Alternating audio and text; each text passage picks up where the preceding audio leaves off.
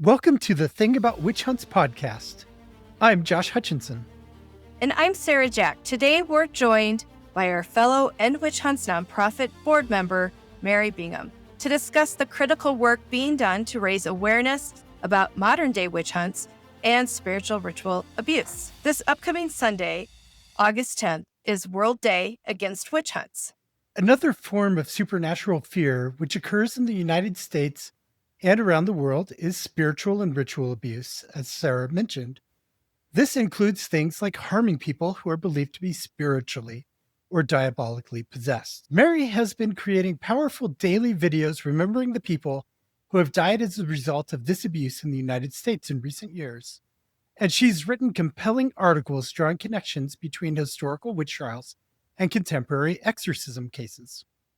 As descendants of those accused in the Salem witch trials, this work holds deep personal meaning for all three of us. But more importantly, it addresses an ongoing crisis happening in over 60 countries today, with devastating consequences for the most vulnerable members of those societies.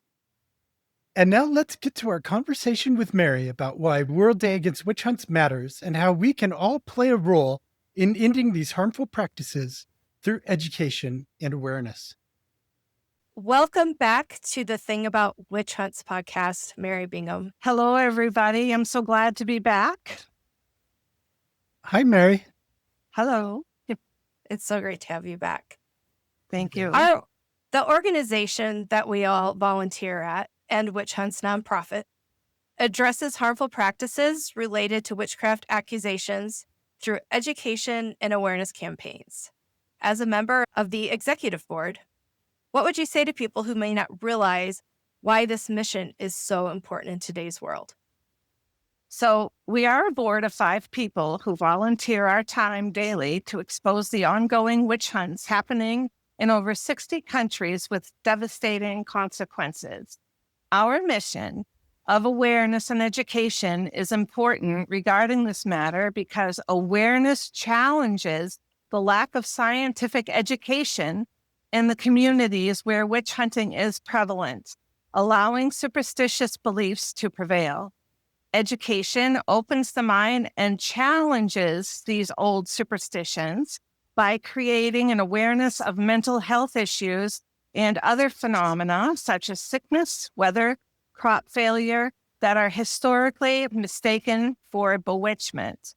They foster fear and suspicion. Oftentimes, a person who is accused, most likely a woman, believes they don't have any legal option. In addition, the perpetrators aren't afraid of being held responsible and will sometimes exploit their supernatural beliefs for monetary gain. Again, education is the key.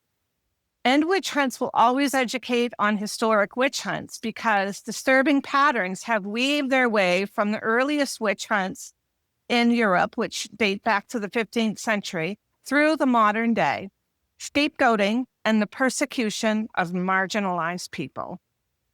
When you run into people and you talk about this, what kind of response do you get? I generally get a really positive, inquisitive response. I do as well, but I also get a response of, I don't believe this is still happening in today's world. But when I do tell people, because where I work, I come into contact with a lot of people every day. And when I'm at the Rebecca Nurse Homestead and I'm talking about this, everyone seems interested and they're like, what's going on? Why is this still happening? So able to engage with people and educate them, which is wonderful. Yeah, I find we get a lot of curious reactions from people. Like, I agree with both of you, what you've said. I've had that same response of, I don't believe this is happening right now. But once we lay out the details, people believe it. And a lot of people get interested in getting involved and doing something about it, even if that's just speaking with other people in their circle, which is a very important thing to do because a message coming from somebody in your own circle rings louder with you. Exactly. Absolutely.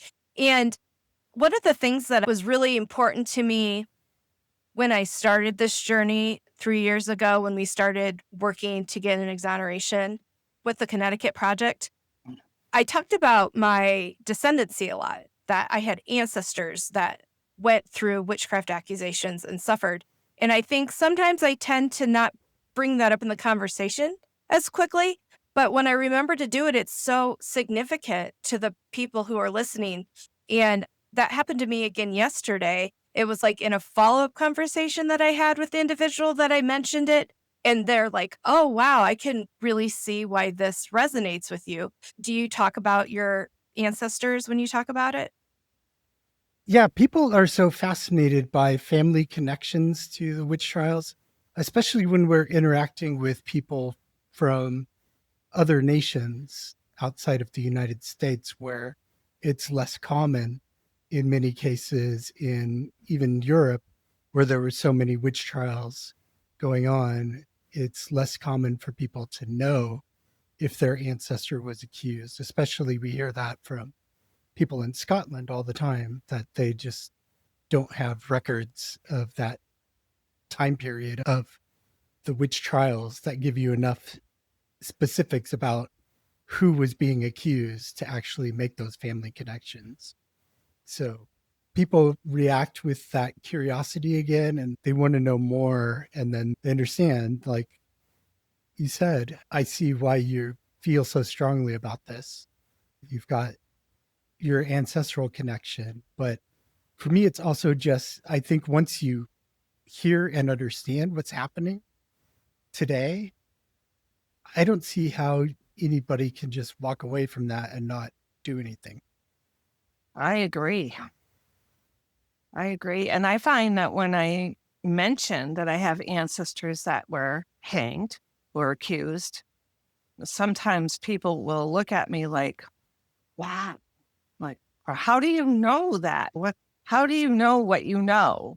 And sharing the history and the research and everything. So You do such a great job at that. you, So, we're here today to talk about August 10th, which is World Day Against Witch Hunts. As an organization, we're doing several things to raise awareness about that day, having an event, a live event that listeners can tune into. We'll have that link for you. Mary, why is this day important to you? So the World Day Against Witch Hunts is important to me for many reasons, but three I'll name here.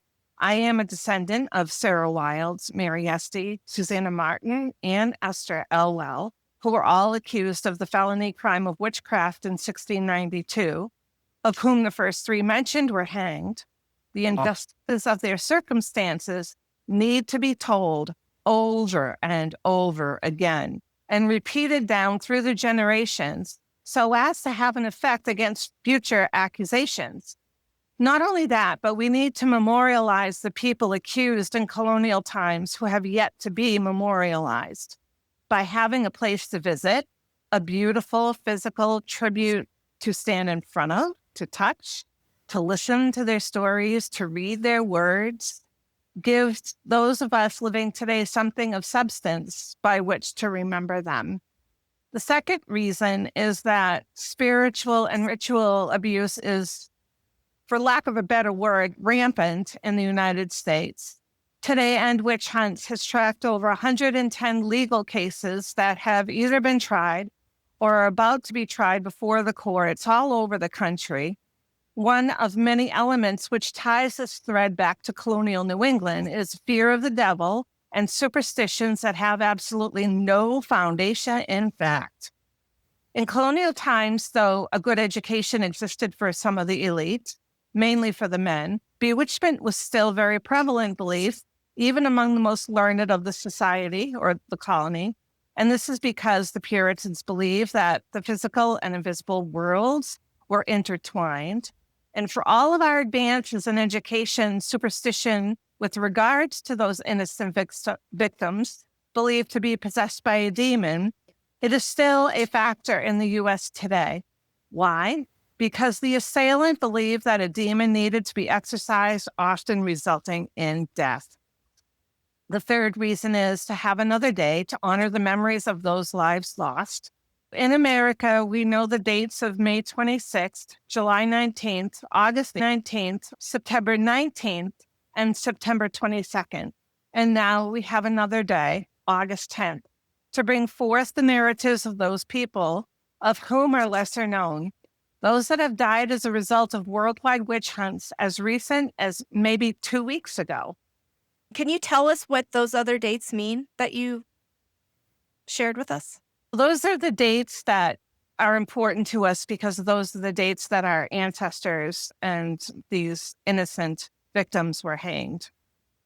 Like you're saying, it's so important to raise awareness that these things are happening still today, because people tend to look, at least in America, what I've experienced is that people believe that the witch trials were all in the deep, deep past before America became the United States, and they want to relegate it to history. And then you point out that it's happening today. It causes a little bit of a mental contradiction for people. How do they recognize that what you're sharing is true when they've got this preconceived notion? So the raising awareness is absolutely critical for people to get involved. They have to know that this is going on and how serious it is. So I thank you for all that you've been doing to do that, to get the message out there. And how are you raising awareness of these modern day witch hunts and spiritual and ritual abuse for this August 10th? So I am raising awareness by posting a daily video remembering the more than 66 people who have died as a result of spiritual and ritual abuse in the United States on my YouTube channel. And my channel is Sarah Wilds 1692. And the playlist for those videos is titled World Day Against Witch Hunts, August 10th, 2025. When we're raising awareness about these type of violent crimes here in the US, we're not just saying, hey, a child was abused. We're like, if it's a child, 'cause sometimes it's not. Sometimes these victims are grandparents. We're saying this is how they were killed, and the fear of the demonic or the fear of a curse played into the crime in this matter. So your videos that you're sharing are the ending stories of these families who sadly have had witchcraft accusations devastate their family. So thank you for that. And you also use articles to bring out the layers of this. Would you like to tell us about those? I've just started to publish articles, and the first one is Witch Hunting from Salem to San Jose, Dorothy Good and Arilee Proctor, which chronicles the similarities of two very young children who were accused of diabolical alignment, Dorothy in 1692 and Arilee in 2021. And Arilee sadly died at the hands of her mother, uncle, and her grandfather. And their case is set to go to trial, hopefully, in early 2026. But I will say that the hearing to set the date for the trial keeps getting pushed back. It was supposed to be June 4th. Now it's pushed out to September. So we need to get that trial date set and get this thing going so that Arilee gets the justice that she deserves. And my next article to be published has yet to be titled, but it chronicles the mental health issues of two women that are possible factors in them as accusers. And the first woman is Anne Carr Putnam, who accused quite a few people in 1692, which led to the hanging of 3 of those that she accused. And the second woman is Angela Flores, who murdered her own children on Mother's Day of 2022 because she believed they were possessed by a demon. And Angela's trial is also still pending. we're still waiting to hear about an arraignment date for her. So that could be a couple of years down the road. And these are just two stories that you're comparing to Salem. You have over 60 of these videos of a new story every single day of a situation like this from the US. They're a few minutes long, so it doesn't take long to tell these stories. And then you also provide links to the news and court information. Yes, to the best of my ability. We are lucky that we have a lot of these court records available to us online. But there's one case that the police incident report is over 73 pages long. And poor Josh is just about to get that in the mail next couple of days. But it's front to back, Josh, so it's only 47 pages for you. I mean, that's what we're looking at. And by looking at those police incident reports gives us a lot more information that was shared in the news. So we really get to dive into what actually happened to these poor victims. And when we look at these stories and each circumstance that leads to this boiling point, there's a lot of different things that influence this happening. When you look at these stories, what do we see that is consistent? I am seeing a lot of pastors or people that have these religious beliefs that are performing in a quote unquote exorcisms through starvation. That's really interesting. In fact, the video that I'm going to put up tomorrow is the third sequential video of those poor victims having the effects of death due to starvation. So that's really interesting. The other thing, Sarah, you pointed out a few days ago is the belief that objects can also become possessed. That we see in the one who tried to burn her son alive or was involved in that particular incident. And then that's also in the case of Ariely Proctor as well, where the mother and the uncle removed all the objects from the room because they believed that those were also possessed by demons. So it's interesting to see how these superstitions kind of come through. It is, and there's so many connections between the past witch trials and these modern day cases. A lot of the beliefs are the same or very similar. Yes. Because you had a lot of bewitched items, allegedly bewitched items like puddings and cheeses and all these things that were cursed, and you had to throw them in a fire to break the curse. And a number of those cases in 1692 and before. Right. And we also see cases too in 1692 where people that are offering depositions, or a couple of them, are described as being sad, depressed, as in the case of Christian Trask, who offered a deposition against Sarah Wildes Bishop and later committed suicide. And we see that mental health kind of come down through the ages too. Of course, back in those days, they didn't have the diagnosis that we have today. And people that were acting out of the ordinary seemed to be so different. And they were just being marginalized because people didn't understand what was going on with them. So if they can't find a diagnosis, then like the doctor did in February 1692, it's got to be bewitchment.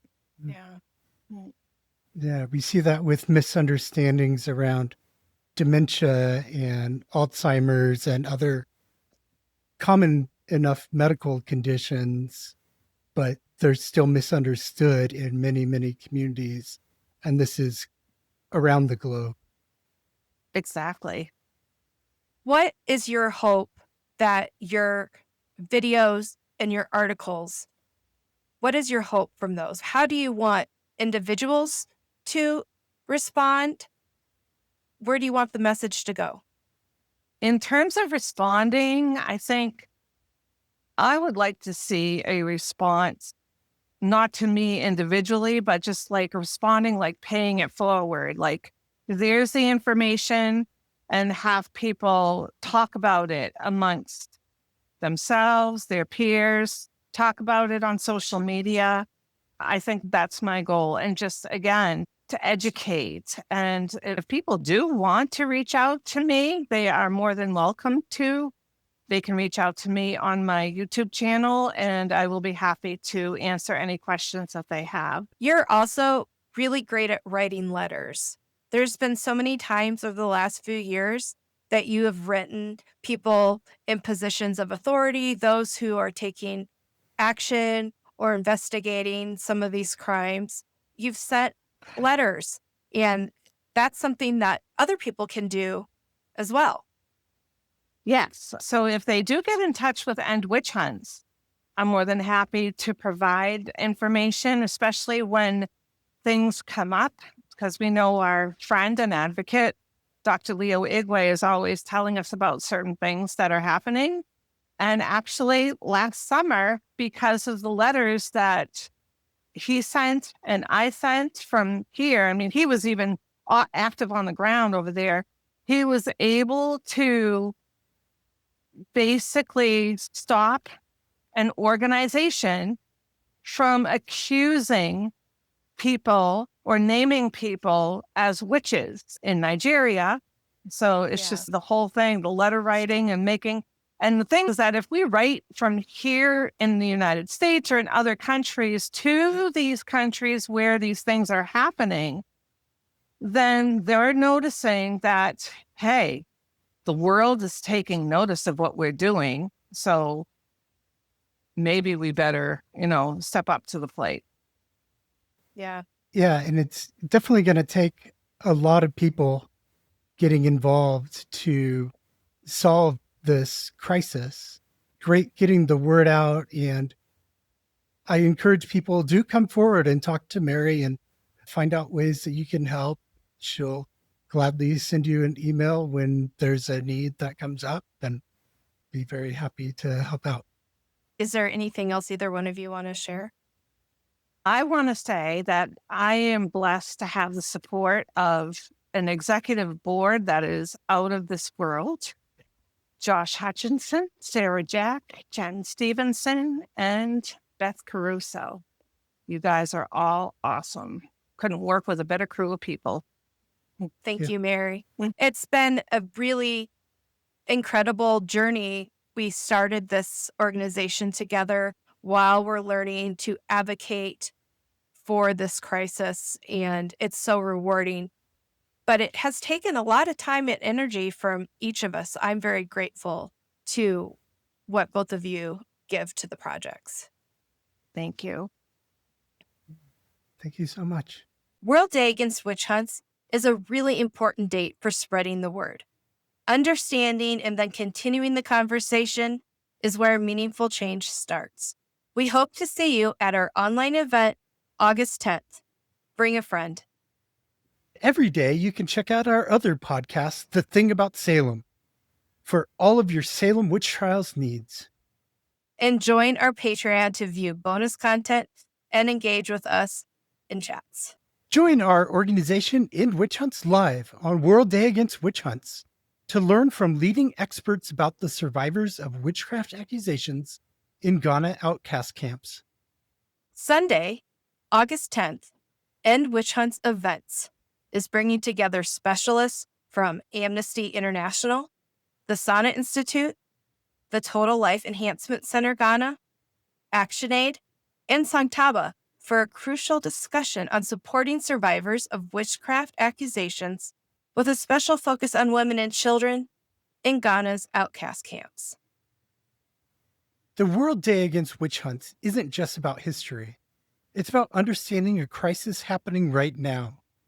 Vulnerable people, especially women and children, still face violence and exile due to witchcraft accusations in communities that desperately need our support.